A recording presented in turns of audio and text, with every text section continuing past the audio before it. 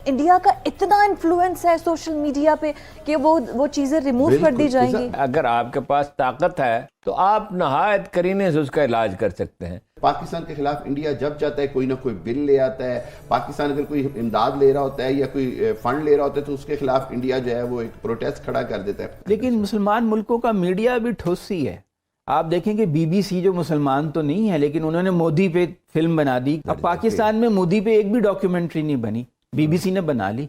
अब उस पर पाबंदी लगा दी है उन्होंने, इंडिया में आप उसको नशर नहीं कर सकते। उसका एक पार्ट आया है। इसी दस्तावेजी फिल्म की दूसरी एपिसोड 24 जनवरी को चलनी है। अब क्वेश्चन ये है क्या वो चलेगी या नहीं। राइट। इस बात ये है कि यही बदकिस्मती है कि आज दुनिया मईशत के मरकजों के साथ चल रही है। राइट। जिसकी इकोनॉमी मजबूत है वो डिक्टेट कर रहा है। मईशत की जबान समझी जाती है। देखें $150 बिलियन इंडिया सिर्फ गल्फ और सऊदी अरब जैसे मुल्कों से हासिल करता है। हम मुसलमान ममालिक के लिए जरूरी है कि हम इकट्ठे होकर एक लाया अमल अपनाएं। अगर हम दुनिया के 52 ममालिक मुसलमान ममालिक अपनी दौलत और GDP इकट्ठी करें, दुनिया की कोई ताकत हमारा मुकाबला नहीं कर सकती।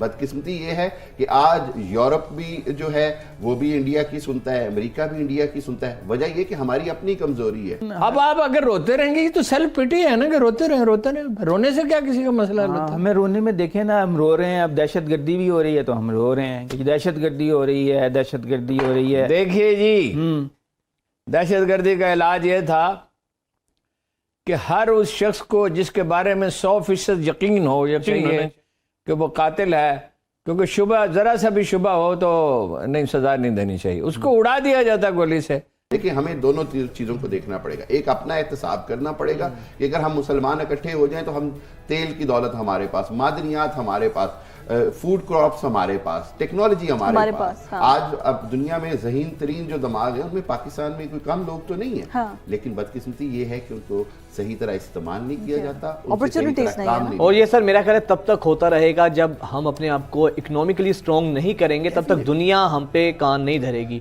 अब सही गलत की जबान नहीं होती। अब जो मुआशी तौर पे मजबूत है वो गलत भी है तो उस पर कोई बात नहीं। दौर आ गया वो जिसको कहते हैं ना माइट इज राइट। तो आज इकोनॉमिकल जो माइट है वही राइट है। यही प्रॉब्लम है। उसको साथ खून भी माफ है। साथ खून भी माफ है।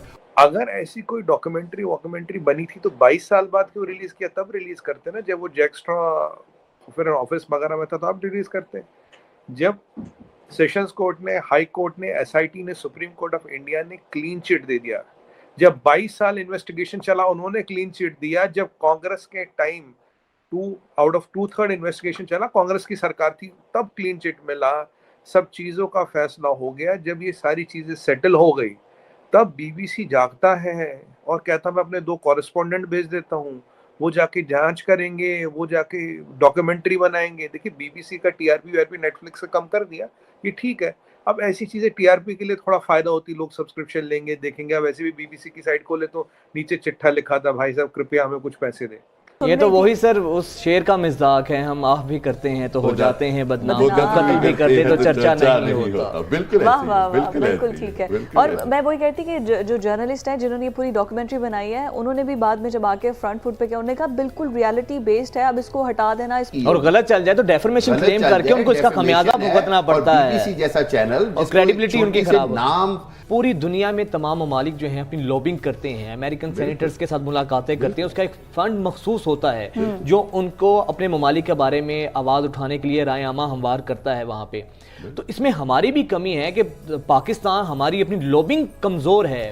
अमेरिका तो बाकायदा फर्म हायर करता है जो अपने इश्यूज को वहाँ की कांग्रेस में लोगों सेनेटर से मिलकर उठाती है। बिल्कुल वजह देखिए पूरी दुनिया के जितने भी ममालिक हैं ना, आज उन्होंने लॉबिस्ट फर्म्स हायर की हुई हैं and they charge in million. लेकिन उसके वो रिजल्ट्स देती हैं। कोई बिल पेश होता है अगर कांग्रेस में या सेनेट में अमेरिकन, तो आपको उसकी हमायत मिलती है। इसी तरह किसी चीज को आपने कांग्रेस के आगे लाना है तो उसके लिए आपको पूरी लॉबिंग करनी।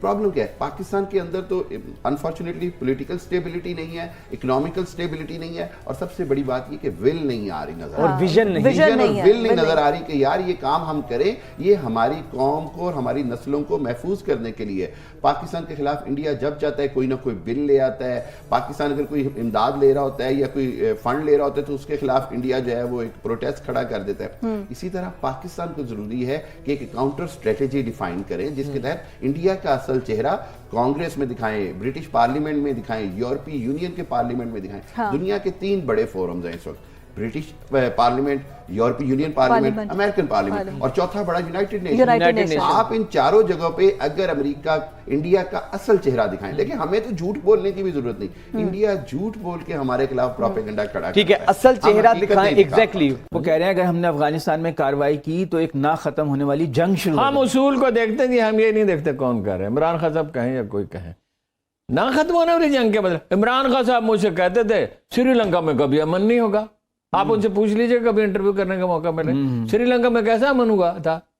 وہ مالی کرائسس بعد کی بات ہے. نہیں, مالی کرائسس اور چیز ہے, دہشت گردی نہیں, وہ تو بعد میں ہوا نا. اچھا ہارون صاحب, بعض ایکسپرٹ یہ کہتے ہیں, میں نے سری لنکا کا پریزیڈنٹ ہاؤس دیکھا, جی ایچ کیو دیکھا, اور بھی دفاتر دیکھے, 2 گارڈ کھڑے تھے, اتنے بھی نہیں جتنے ڈپٹی کمشنر کے دفتر کے باہر کھڑے ہوتے ہیں. کہ ہم نے جب دہشت گردوں کو کچل دیا ایک وقت میں, اس کے بعد ہمیں چاہیے تھا پولیس فورس کو ویل اکوپڈ کرتے. پولیس فورس تو ویل اکوپڈ نہیں ہے, انٹیلیجنس سویلین ہم نے بنائی نہیں صحیح طرح سے, اب وہ ان کا مقابلہ نہیں کر پا رہی. ہم نے کہا ہے کہ فوج ٹھیکہ لے ہر چیز کا, اور فوج میں بھی یہ رجحان پایا جاتا ہے, اپنے اسٹیبلشمنٹ میں بھی ٹھیکہ لینے کا.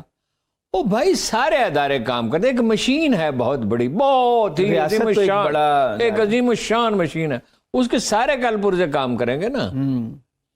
اور تو پولیس کو بھائی, ایک آدمی فوج میں جاتا ہے, ایک آدمی پولیس میں جاتا ہے, کم و بیش تنخواہ بھی اتنی ہے, بلکہ اس کے لیے تو کہتے ہیں کے پی پولیس ویل اکوپڈ نہیں ہے. بھئی آپ نے اسے ویل اکوپڈ کیوں نہیں کیا جب آپ کو پتا ہے, آپ کو پتا ہے روز پولیس پہ ویل اکوپڈ کیا ہوتا ہے جی. اس کے 5000 مشین گنیں تو مجھے یاد ہے جنرل کیانی صاحب کے دور میں دی گئی تھی, اور کون سی بھی کمی پڑ گئی ہے کہ بھئی آپ ان کو اپنا پراپر وہ اسلحہ بھی نہیں دس. یہ کیا مطلب, یہ ایسی فضول بات ہے. اب جو ٹی ٹی پی والے حملہ کر رہے ہیں, ان کے پاس وہ اسلحہ ہے جو امریکی چھوڑ گئے ہیں افغانستان میں, ان کے پاس نائٹ ویژن کے آلات ہیں, ان کے پاس خود کار بھاری ہتھیار. امریکہ سارا اسلحہ بھی انہیں دے دینا.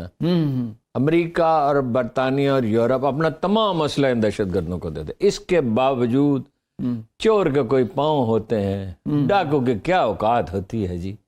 پاکستان آرمی اتنی بڑی مشین ہے, اتنی بڑی وار مشین ہے, پولیس انہیں ملیا میٹ کر دے نا, پولیس بھی ان کی مدد کرے گی, ایف سی بھی کرے گی, رینجرز بھی کرے گی.